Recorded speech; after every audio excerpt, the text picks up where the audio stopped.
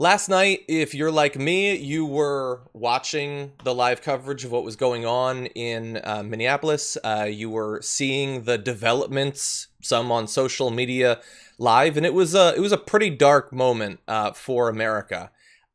Seeing how this obviously justified and understandable outpouring of anger at our fundamentally effed up system being met with not only condescension and ignorance, but even threats of violence. And so Anna and I are going to get into a lot of that. Before we launch into the specifics, though, Anna, I know that you, like me, you were watching that roll in. What was the experience like last night?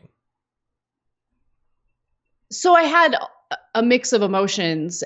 Most of the feelings I had toward the way that these protests have been handled is a mix of fear and rage, because what we're seeing is, here's what I thought about the most. The fact that so many of our resources have gone toward funding our military Mm-hmm. and basically enabling this police state.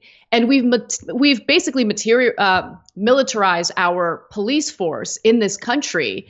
And for a very long time, I think Americans sat back and were complicit in our military brutalizing the people of other countries. And we should have known that this could eventually turn around and impact us. We should have been outraged when we were complicit, when our government was active in, and a portion of our citizenry was complicit in the mutilization and murder of people abroad.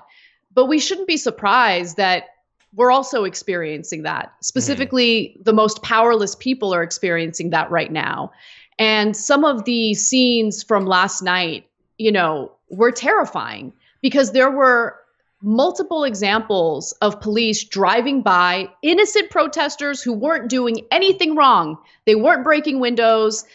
They weren't even blocking the street. Nothing. They weren't doing anything wrong. There's this one video that I saw on Twitter where a police officer in an SUV drives by, just starts pepper spraying people. Yeah.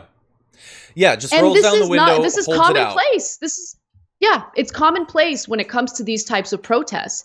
And I'm not going to in any way humor these disingenuous arguments about how, the protesters are looting or they're damaging property. That is not what this discussion is about.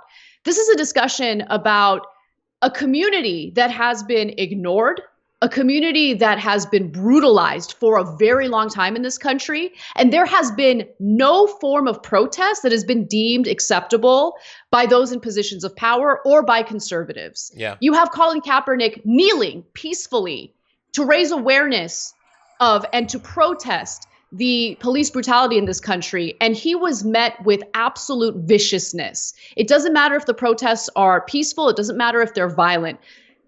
The whole effort that I'm seeing by those focusing on the so-called violence that's taking place is just an effort to delegitimize their very legitimate concerns. Yeah.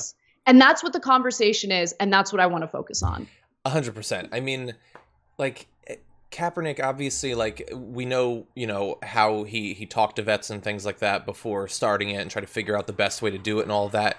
But it was so perfect because in doing that and getting, like, the unified right wing in vicious, mouth frothing rage at him, he was silently kneeling.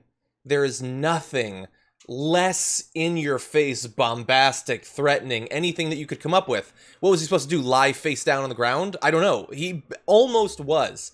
And when they say that that is too much, then what are you supposed to do? I mean, I get what you're supposed to do. You're supposed to shut up and not protest at all. Or if you do it off in a building somewhere where I can't see it and can't hear about it, and it can't get any coverage, and it certainly can't lead to any change. That might be acceptable, but none of this will be. And so when they are attacking these protests, it's very much an ideology that cried wolf moment. I don't buy anything that you say. I don't buy anything that you're saying about this.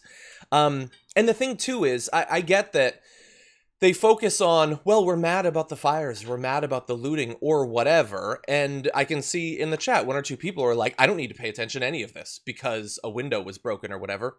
And the thing is, as many people are describing that are on the ground right now, there are lots of reason to believe that quite a bit of this, perhaps not all, but quite a bit of windows being broken, buildings being burned down, cannot necessarily be traced to the actual protesters. I mean, not only we understand that there is opportunistic crime in these sorts of situations where people come in and sort of co-opt a moment for themselves, but there's also reason to believe that it might very well have been police or allies of police that are being involved in some of this.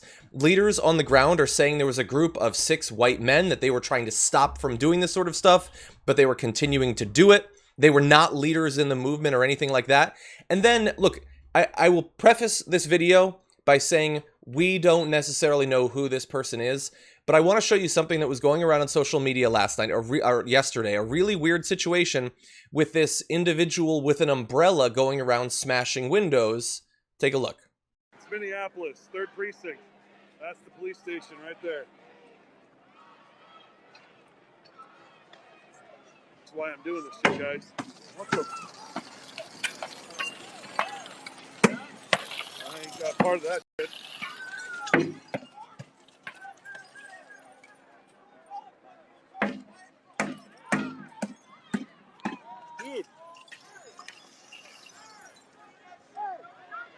Oh, I zoomed in. I'll zoom out a little bit. Those cops will come for you if you're pulling that crap.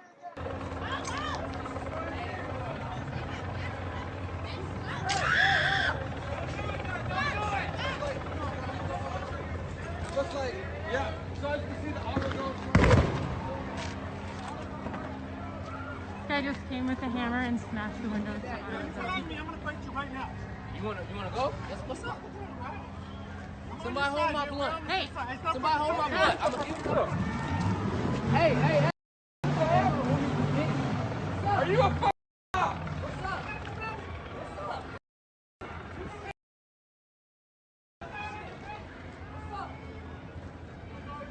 Okay, so it continues on from there for a while. Now, there was a belief that this was a particular police officer, Jacob Peterson.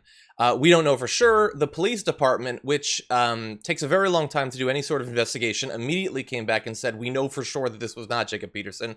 He has an alibi. And when people asked to interview Jacob Peterson about what he had been up to, the cop said, no, he doesn't need to give an interview. He has an alibi, or we say he does. I have no idea who that individual was.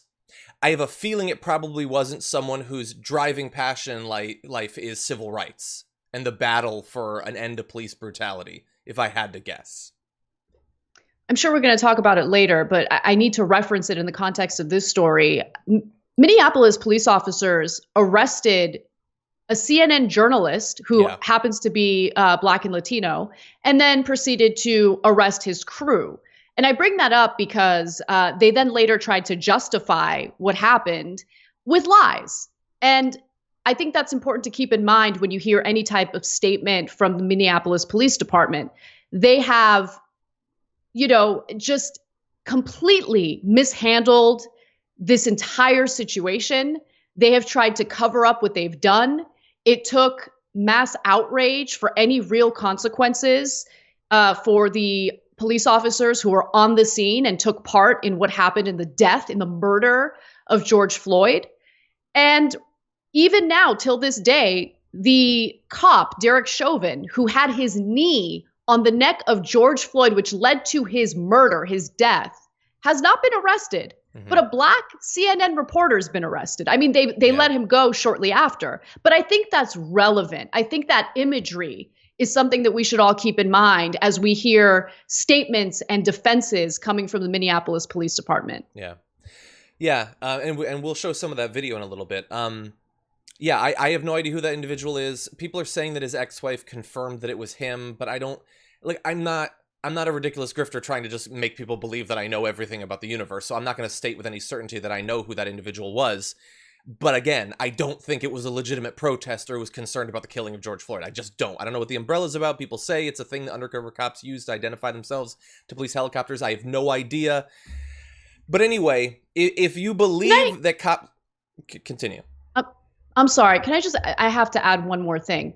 You cannot bring a human back to life after you murder them. Mm-hmm. When they're gone, they're gone. Okay? George Floyd had a young daughter who will never see her father again. there's no way to undo what Derek Chauvin did in murdering George Floyd. Yeah. I get that people are angry about property damage, but honestly, I'm just not interested in having a debate about the value of material goods and property right now. This is a discussion about human lives which have not been valued in this country. And yes, absolutely, it has to do with race. But make no mistake, this has to do with the powerless. And that includes people of all colors, okay? Doesn't matter if you're white, doesn't matter if you're black, doesn't matter if you're Asian. If you are poor, if you are living in poverty and struggling in this country, this system as it stands today will continue to beat you down. Yeah. And we're now in a situation where people literally feel like they have nothing to lose. So we have to ask ourselves, how did we get to this situation? Because when people are powerless and they feel that they have nothing left to lose, that's when this type of violence breaks out. Yeah. Okay, so we need to have a discussion about what to change systemically. And I'm not talking about nonsense, on the surface change. I'm talking about real systemic change. A system in place right now that allows for someone like Amy Klobuchar to refuse to prosecute Derek Chauvin when he had been accused 18 different times of excessive force. And now she's turning around and talking about how there must be prosecution, there must be consequences. Well, you could have pursued consequences when you were in the position of power to do it, but she didn't. We have political grifters all over the place, both Democrat and Republican. And we need bold systemic change, period. Yeah, so I'm seeing people are referencing in the comments that the police officer has now been arrested. I have not been able to find confirmation yet. If anybody wants to say where they're seeing that, feel free. It's difficult for us to check in the middle of a live broadcast, but we will try to do that. Obviously I agree with you, Anna, and thank you for that.